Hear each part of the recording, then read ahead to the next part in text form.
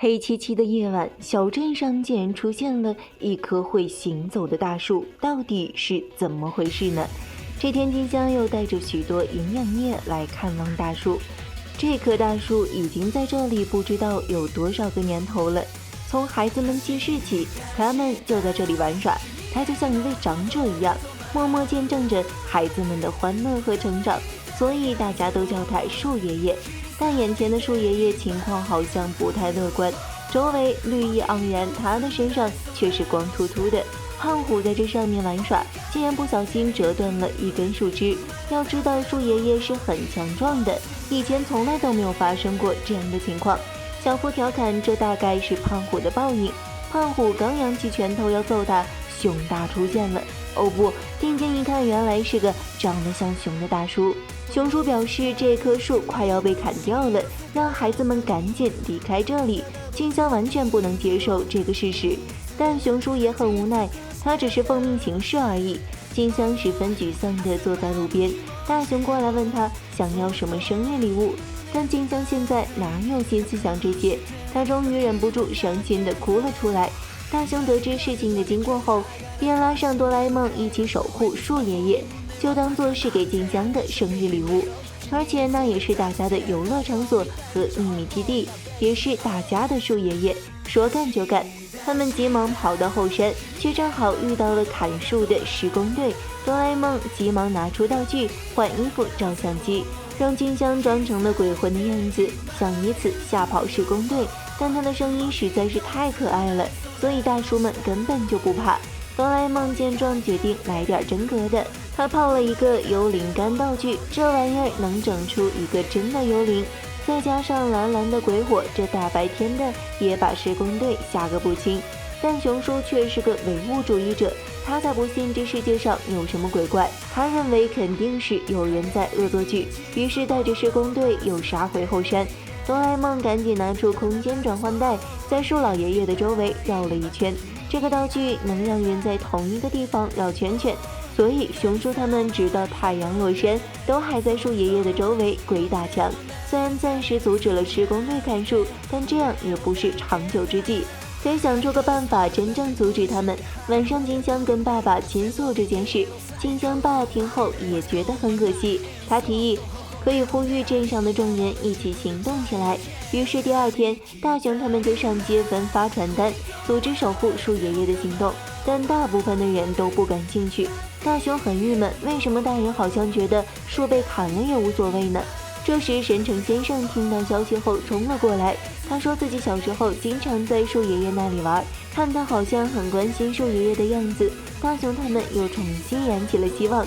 哆啦 A 梦甚至掏出了道具，个人声援团长，来鼓舞神城先生下定决心。神城先生受到了鼓舞，他拍着胸脯说：“放心，这件事就交给我了。”这下大雄他们终于可以松一口气了。但紧接着，金香就带来了一个坏消息，镇上正式通知，树爷爷明天就会被砍掉了。虽然神城先生集结了很多大人去沟通，但熊叔表示这棵树已经枯萎了，枝干都会开始变得脆弱，因此必须要在有人受伤之前砍掉它才行。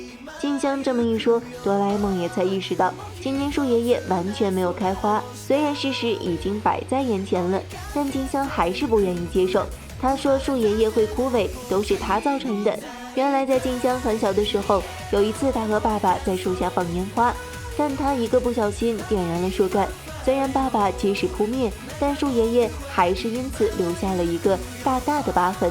金香非常自责，他觉得如果不是因为这件事，树爷爷就会一直开花的。大雄和哆啦 A 梦哪见得了女孩子哭得这么伤心，他们连忙又想了个方法，那就是让大树搬家，搬去土壤营养更好的地方重新种下。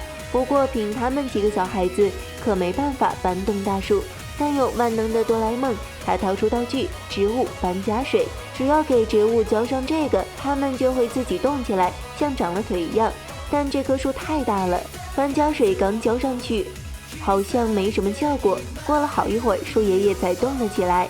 他们想把树爷爷带去高景山，于是一行人就浩浩荡荡地出发了。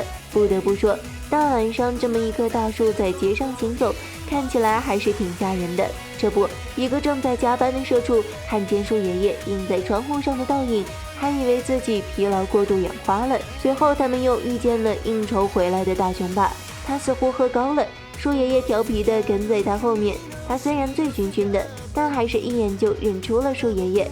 他怀念起自己小时候经常在这棵树上睡觉。大雄他们继续带着树爷爷前进，这个老顽固却不按着路线走，他又绕到了静香家。静香爸也在对着月光缅怀他的童年，他也是树爷爷看着长大的。小时候他还有架玩具飞机落在了这棵树的身上呢。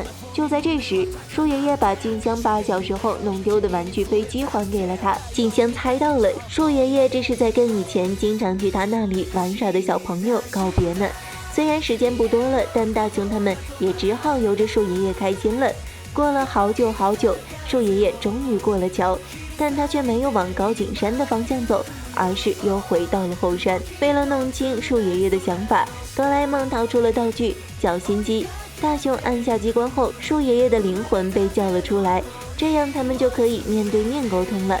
不过这个树爷爷似乎有些耳背。静香问：“请问你是树爷爷吗？”他回答：“什么？大亲王了。”大雄他们只好又提高了音量，结果是这老顽童故意在跟他们开玩笑的。静香连忙拜托树爷爷搬去高景山，那里阳光充足，空气清新，继续待在这里的话，明天就会被砍掉了。树爷爷很感谢孩子们为他找的新家，但他表示即使会被砍掉，自己也不想离开这里。他一直伫立在这座山头，虽然他枝繁叶茂的样子看起来很壮观，但也因此长在他下面的小树都无法充分的晒到阳光，没办法茁壮成长。他说年老的树终究是会倒下的，这样阳光就可以照到更多的地方，沉睡了好几年的种子也可以发芽生长，这才是森林发展繁衍的规律。但静香还是非常舍不得树爷爷，他恳请他能够搬去高景山，因为他始终认为树爷爷的枯萎都是他造成的。他伤心的哭了。这时周围突然明亮了起来，恍惚间树爷爷又开满了花，成群结队的孩子们又在树下追逐玩耍。树爷爷说他这一生的宝物就是在这里遇见了许多的孩子们，大家在他身边玩得都很开心，那种笑容很美好，百看不厌。树爷爷觉得能遇见大家真是太好了，同样他也很高兴遇见静香，因为他的笑容也是宝物之一。树爷爷是想告诉静香不要自责了，要保持笑容，这样他才能安心离去。即使泪眼婆娑的静香还是给树爷爷展示了他的笑容。大雄和哆啦 A 梦也边哭边笑，这一幕真是太治愈了。第二天，树爷爷真的被砍掉了，只留下布满年轮的大树根。静香惊喜地发现，在树根旁边又长出了一颗新芽。静香的小伙伴们还给他准备了生日惊喜，他开心地笑了起来。今天是静香的生日，同时也是这颗新芽的生日。好了，本期问题，你们有像树爷爷这样的秘密基地吗？